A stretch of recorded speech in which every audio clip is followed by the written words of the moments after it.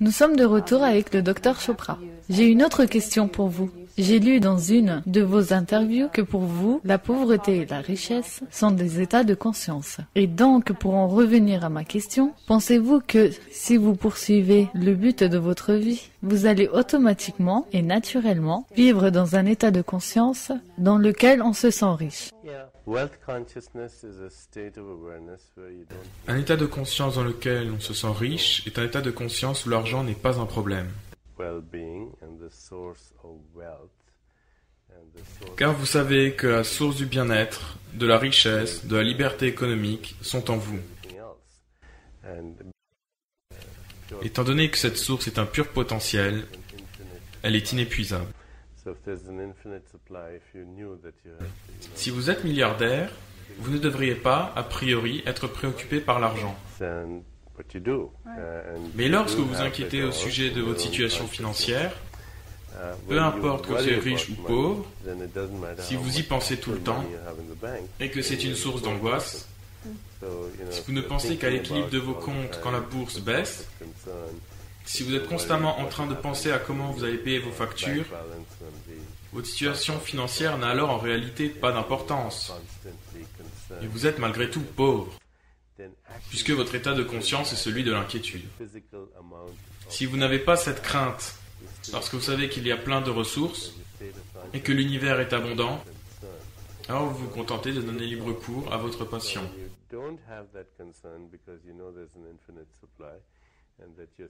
Ça me rappelle le poème de Rumi, un de mes poètes préférés qui dit « Je veux chanter comme les oiseaux chantent, peu importe ceux qui m'écoutent et peu importe ce qu'ils pensent de mon chant. »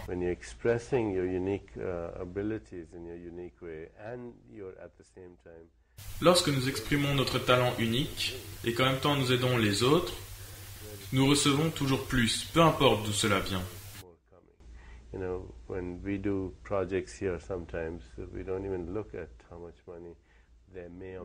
Vous savez, quand on se lance dans des projets ici, dans le centre, nous ne regardons pas toujours de combien d'argent nous disposons, mais nous savons qu'il finira tôt ou tard par arriver, de là où il se trouve en ce moment même.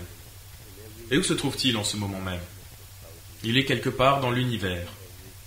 Chaque graine contient en été la promesse de milliers de forêts. Regardez la nature. Elle est généreusement, incroyablement, exagérément abondante. Il s'agit là de l'esprit de Dieu, si vous voulez, ou l'esprit de l'univers. Lorsque nous nous alignons sur cet esprit, il n'y a plus de problème d'abondance. Encore une fois, il faut toujours se rappeler cette règle. Si vous voulez gagner de l'argent, vous devez aider les autres à gagner de l'argent. C'est pareil dans les autres domaines de la vie. Si vous voulez avoir du succès, vous devez aider les autres à en avoir. Si vous voulez que l'on vous aime, vous devez faire en sorte que les autres se sentent aimés. Si vous voulez vous faire respecter, il faut respecter les autres. Et si vous voulez de l'argent, vous devez aider les autres à en gagner.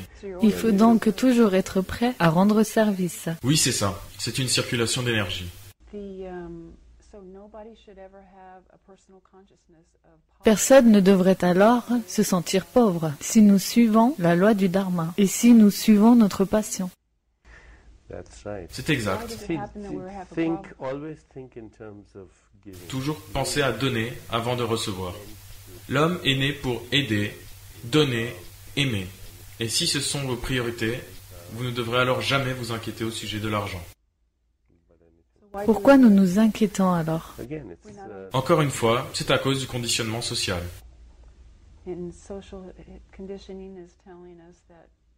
Et c'est le conditionnement social qui nous fait croire que ce qui est important, c'est d'avoir la plus belle maison, la plus belle épouse. If you look at what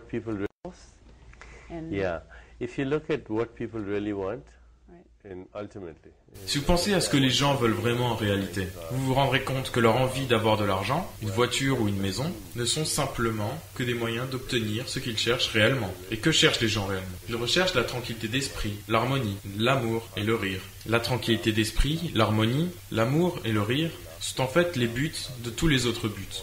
Je veux un bon travail. D'accord, et pourquoi cherchez-vous un bon travail? Pour gagner de l'argent. Et pourquoi voulez-vous de l'argent? Pour acheter ceci ou cela. Et pourquoi voulez-vous acheter ceci ou cela? Parce que vous voulez être heureux. Bien, alors commencez à trouver le bonheur en vous d'abord, et tout le reste suivra. C'est si simple, mais ça paraît compliqué. Encore une fois, ça fait partie des enseignements de la sagesse. Même en Occident, on dit « cherche le royaume des cieux, et tout le reste vous sera donné », de façon spontanée. Mais le royaume des cieux n'est pas quelque chose qui est là-haut, c'est juste un état de conscience. Qui vous est intrinsèque, essentiel. C'est votre état fondamental qui préexiste à tout. Vous vivez selon la loi du Dharma parce que vous vivez le but de votre vie, à travers le travail que vous faites dans votre centre, et à travers les livres que vous écrivez, etc. Vous vous amusez bien, et je constate en même temps que vous êtes heureux effectivement. Allez-vous passer à une autre étape? J'ai lu quelque part que vous allez sûrement faire autre chose, et que vous aviez un autre projet en tête. Quel est votre projet? Well, we are starting a multimedia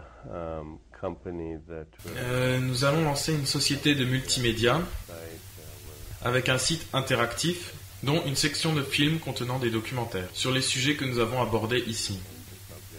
Il y aura aussi de la musique, un projet d'édition, et nous allons tout regrouper. Et nous avons bien sûr le centre Chopra, où nous allons faire en sorte que tout ça devienne plus pratique et concret. Nous avons déjà un site internet, le www.chopra.com, et un autre site interactif appelé howtoknowgod.com, que les gens peuvent visiter et trouver par eux-mêmes les solutions aux problèmes auxquels ils sont confrontés.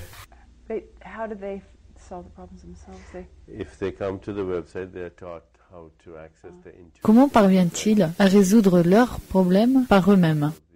Quand ils viennent sur le site, nous leur donnons les clés pour accéder à leur intuition, leur créativité et leur imagination. Les réponses à tous les problèmes qui existent sont en nous. Nous devons simplement apprendre à accéder à cette partie de nous-mêmes. Et c'est le genre de choses que nous faisons gratuitement sur le site howtoknowgod.com.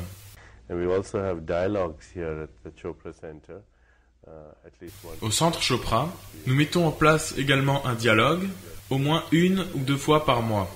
Et nous invitons des personnalités célèbres à venir parler et à participer aux discussions qui sont également ouvertes à tous. Vous avez des espaces de discussion sur la toile où l'on peut dialoguer de façon régulière. Oui, nous avons des espaces de discussion et nous répondons aux questions tous les jours. Ce sont des dialogues en direct et les gens viennent de partout dans le monde pour y participer. C'est ouvert à tous, il suffit de venir. Votre projet de société multimédia est donc plus un moyen pour aider les gens à distance. Ils n'auront plus besoin de se déplacer. Ils pourront rester chez eux, qu'ils soient en Chine ou ailleurs. Ce sera en effet à l'échelle mondiale, mais ce sera plus qu'une société. Un des objectifs que nous nous sommes fixés est de montrer aux gens comment soulager l'écosystème. L'écologie, c'est une priorité pour nous.